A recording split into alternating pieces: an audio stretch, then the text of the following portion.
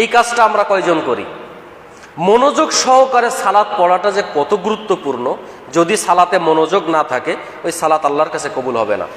50 নম্বর হাদিস এবং 4777 নম্বর হাদিস সহিহ বুখারী, 1 নম্বর হাদিস সহিহ মুসলিমে আল্লাহ রাসূল বলছেন যে আনতা আবুদাল্লাহ, তুমি আল্লাহর ইবাদত করো।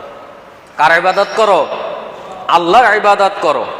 এরপরে বলছেন কান্নাকা তারাহু, তুমি যখন ইবাদত করবে তখন যেন তুমি মনে করো যে কান্নাকা তারাহু, আমি আল্লাহকে আমার সিজদার স্থানে দেখতে পাচ্ছি।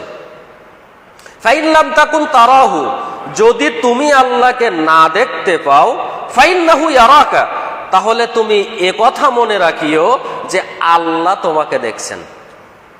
আমি আল্লাহকে দেখতে পাচ্ছি কি না পাচ্ছি এ ব্যাপারে কোনো সিওরিটি নাই। আছে? আমি কি আল্লাহকে দেখতে পাই?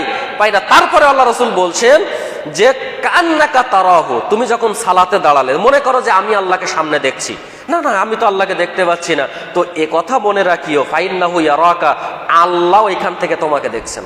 তাহলে আল্লাহ আমাকে সামনে থেকে দেখছেন, আল্লাহর সামনে কতটুকু মনোযোগী হয়ে আমাকে ওখানে সালাত করতে হবে।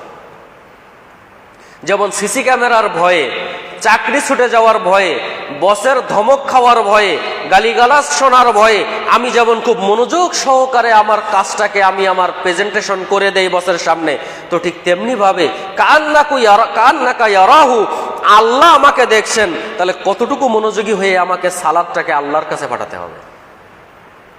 যদি আপনি খুব মনোযোগ সহকারে আল্লাহর কাছে সালাতকে না পাঠাতে পারেন, আপনার সালাত হয়তো বা কবুল হবে বলে মনে হয় না।